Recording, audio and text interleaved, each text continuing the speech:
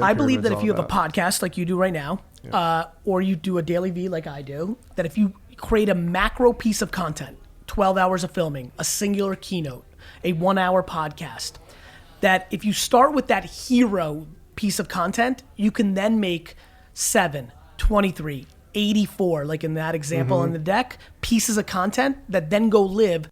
In this video, you're going to learn how to take one piece of macro content and cut it into nearly 100 pieces of micro content that will last you months. Hey everyone, I'm David Paul, CEO of Engageus, and if that sounds good to you, please let me know by giving this video a like, by hitting the thumbs up button. Also be sure to subscribe and hit the bell to receive notifications when I post new videos. I recently sat down with Gary V himself, Gary Vaynerchuk, in his New York office, and over the next 2 videos, I'm going to be bringing you that conversation. Gary is one of the foremost experts of getting and holding people's attention. In part 1 of our conversation, we're going to talk about the importance of speed in business, how Gary and his team put out so much content with more doing and less pondering, and as I mentioned before, how you can create nearly 100 pieces of micro content from one piece of pillar macro content. Check it out. For the small handful of people out there who don't know your background, can you give us just the quick overview of your business background? Yeah, entrepreneur, lemonade, baseball card kid. Dad came to America with nothing, grew his way up to owning a small liquor store, a nice size liquor store in New Jersey. I kind of came in, innovated, became a wine connoisseur before I was drinking, 15, 16, 17-year-olds, super knowledgeable about wine. Led to one of the first e-commerce wine businesses in 1996, winelibrary.com, built that from a $3 to a $60 million business, went on to invest in Facebook, Twitter, Tumblr, made a name for myself as a Silicon Valley kind of, angel investor, started a company called Vaynermedia, now a 900-person advertising agency, Mad Men 2019, Yeah, that's amazing. Became a personality because of my wine videos and business videos. Yeah. Have the ambition to be kind of one of the central entrepreneurs of this golden era of entrepreneurship. If you asked me how I think about stuff, why do I do content? Why do I have all this content? And that's who I am. That's cool. That's cool. So our audience focuses really heavily on B2B. Okay. And when we first met in Vegas at IFA a couple weeks ago, we chatted a little bit about B2B. You talked a lot about LinkedIn and your push on LinkedIn this year, which I see 100%. It's amazing how you guys just turned it on. Switch.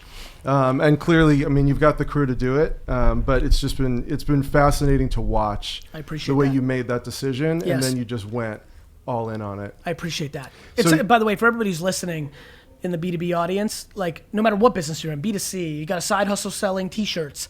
Speed matters in sports and speed matters in business. To me, that was a real big compliment. I take a lot of pride in, and Dustin, Jason on my team, less than a year, about a year each, you guys know, you see it. I'll send a text and it becomes our religion and we go. And speed is very underrated. Yeah. Well, I've learned that from you from watching. I've been watching Daily V forever. Thank you. And what I was actually telling these guys before we started, it's a real gift what you offer to entrepreneurs like me, because you put all this out for free. There's no way for me to be the entrepreneur that I just said I want to be by making a lot of money. Yeah. There's a lot of people that make a lot of money. I want to be an all-time great entrepreneur because no entrepreneur before me or after me gave more to the entrepreneurs of the game. Yeah. That's why I do it. Yeah. Well, and that's helped tremendously. I know I can't be the only one, so it's helped. And has it helped because you've seen little subtleties and you're okay? Well, it's helped me learn how to run a business by focusing on people. I've always been passionate about my people, but the way you do it and put it first, and the way you've talked about your chief heart officer being the second below you in the organization, but then also seeing speed. I tend to be pretty conservative, so I'll perseverate over decisions and I'll weigh all the pros and cons, and I'm afraid to make the wrong decision. And what's helped me through watching you is to learn that almost everything's fixable.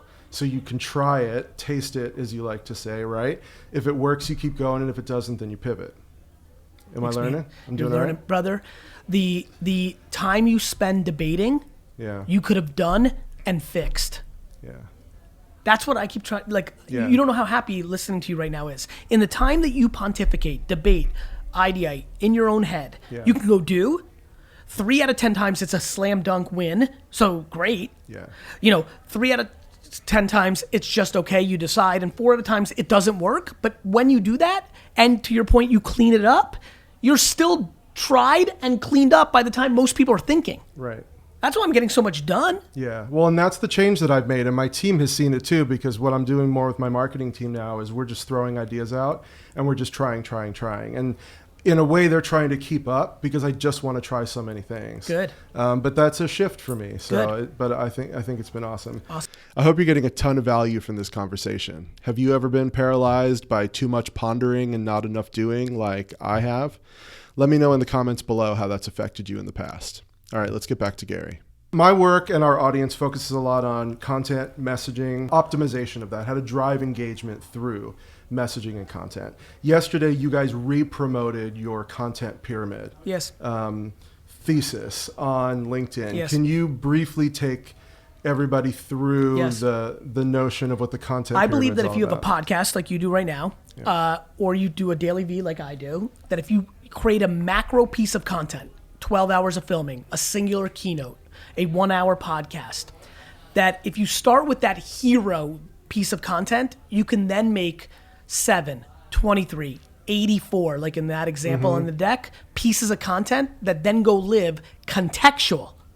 And let me say this very carefully. Right. The video that I play on Facebook versus the video I play on LinkedIn is going to maybe have different copy, may start at a different point. I've been screaming at my team, I don't scream as they'll tell you. I've been passionately communicating through text that thumbnails and titles matter way more than this fucking team realizes. So let's get our shit together, let's win. Because it's what stops the scroll. Of course, context. Yeah. You have to understand the psychology.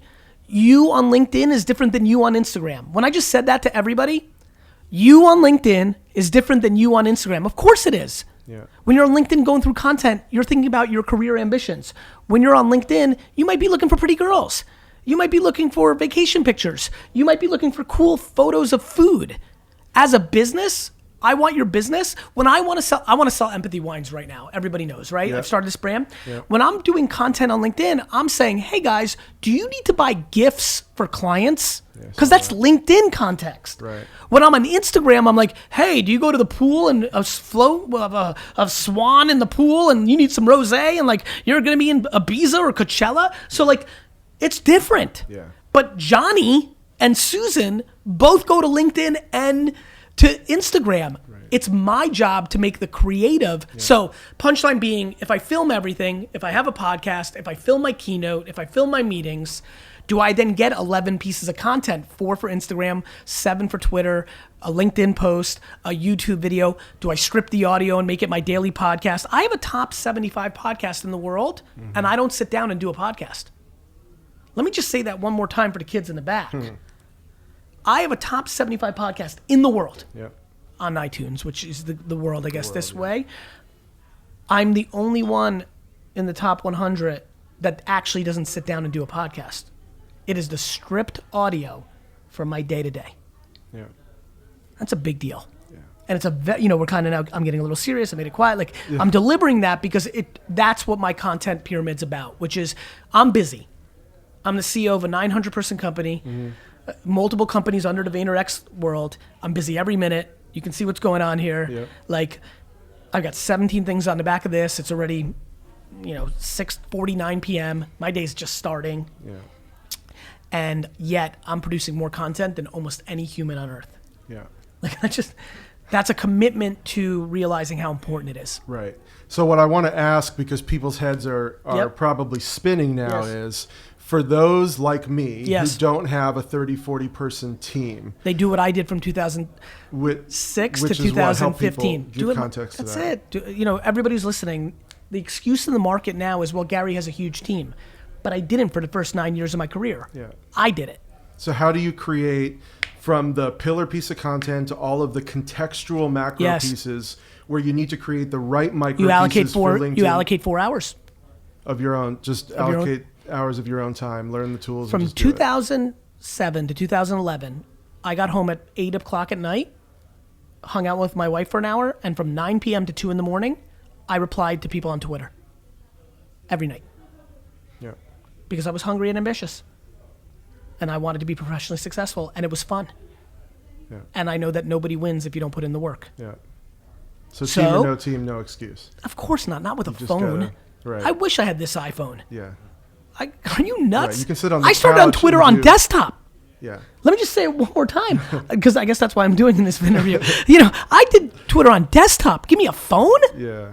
Are you nuts? Give me a phone that's this powerful? Filters? Get out of here.